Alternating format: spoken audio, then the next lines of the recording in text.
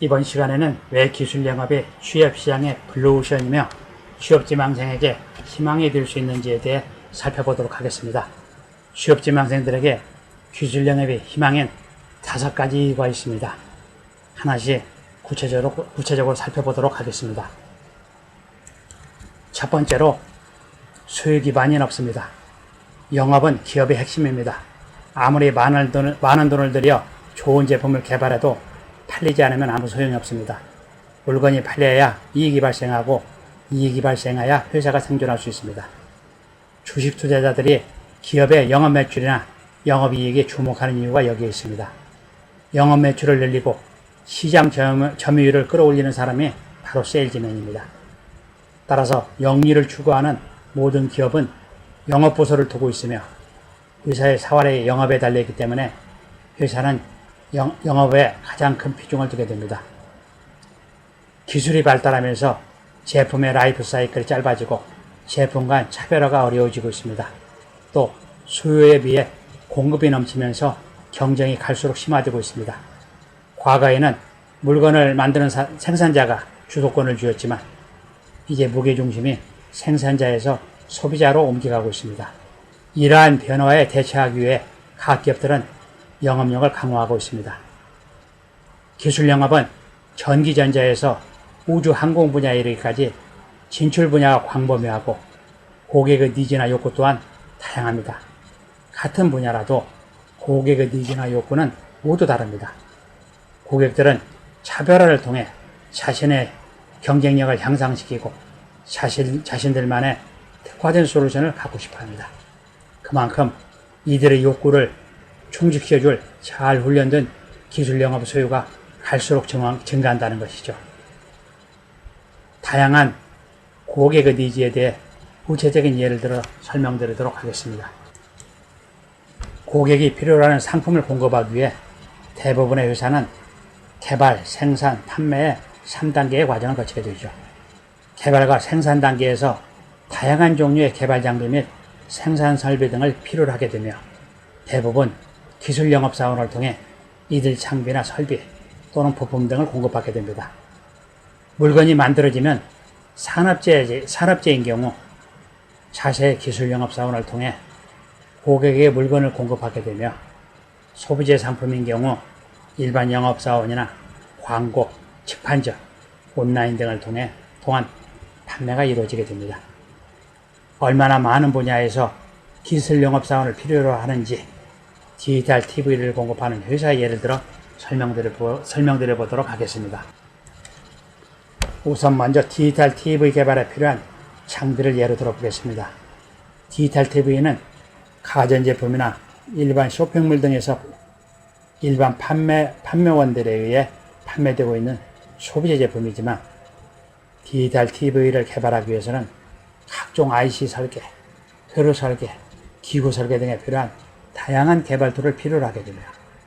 이들 개발 장비들이 기술 영업 사원들을 통해 TV를 개발하고 있는 삼성전자나 LG전자 연구소에 공급되게 됩니다.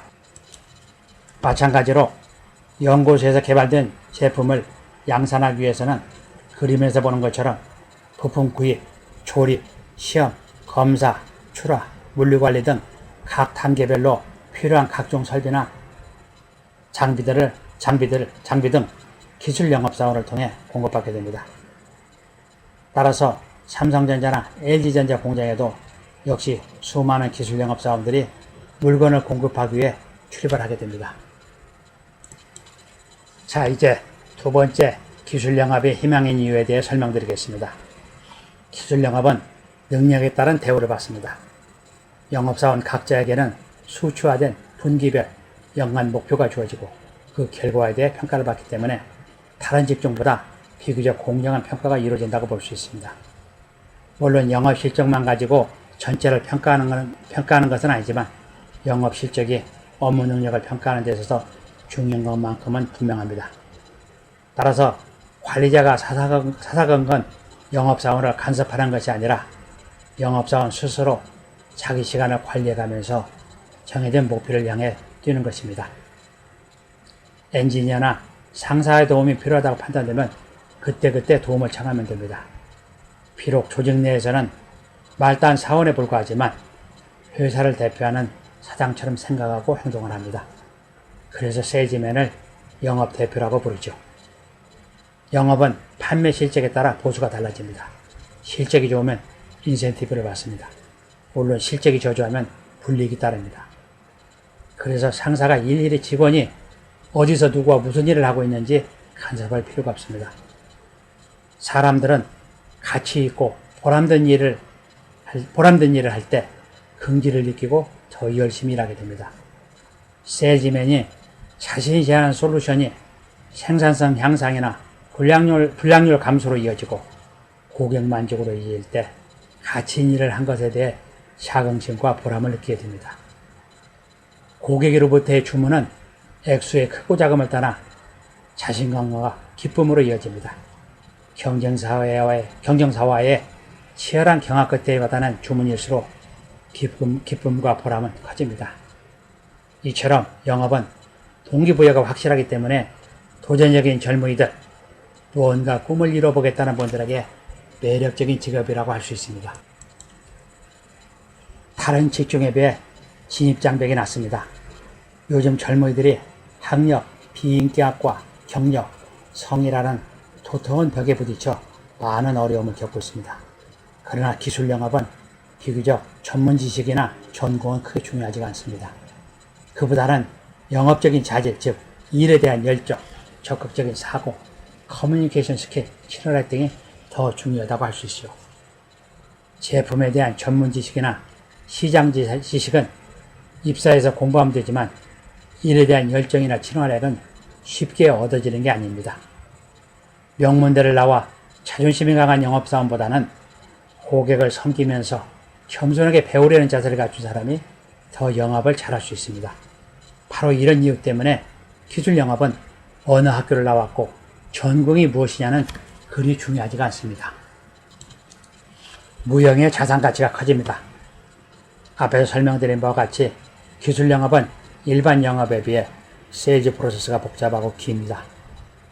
때문에 오랜 기간 자주 고객과 접촉을 하게 됩니다.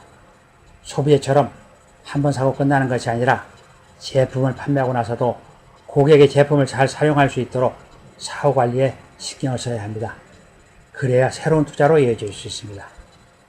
고객들과 자주 만나고 고객의 어려운 문제를 해결해 주다 보면 친숙해지고 보다 두터운 우정관계로 발전하게 됩니다. 이렇게 형성된 인맥은 인생을 살아가는 데 있어서 중요한 무형의 자산이 됩니다. 많은 기업들이 경력사원을 선호하는 이유 중에는 이러한 인맥을 활용하기 위한 목적이 내포되어 있습니다. 나중에 자신의 비즈니스를 하는 데에도 아주 도움이 되죠. 인맥을 쌓고 시장을 이해하는 것, 그리고 경쟁을 통한 다양한 영업 경험은 무엇과도 바꿀 수 없는 중요한 자산 가치가 됩니다. 끝으로 자신의 이력 관리에 도움이 됩니다. IMF 전까지는 어느 학교를 졸업하고 어느 회사에서 근무했느냐가 중요했습니다. 그러나 IMF를 겪으면서 많은 변화가 일어났습니다. 연공 서열이 아닌 능력급제가 정착이 되고 어느 회사에서 일했느냐보다는 무슨 일을 잘할 수 있느냐가 중요해졌습니다. 평생 직장이라는 개념이 사라지면서 이제는 스스로 자신의 이력을 관리하는 시대에 살고 있습니다.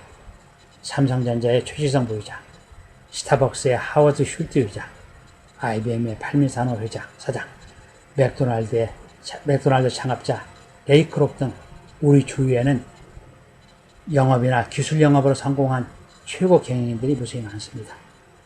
이유가 뭘까요? 기술 영업을 통해 세상을 살아가는 지혜, 경영 노하우, 인간관계 등 다양한 경험을 하게 되었기 때문이죠.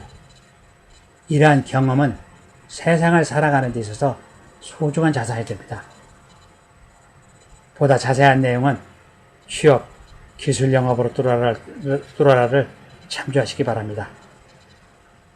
다음 시간에는 기술 영업 진입장벽이 낮은 이유에 대해 설명드리도록 하겠습니다. 감사합니다.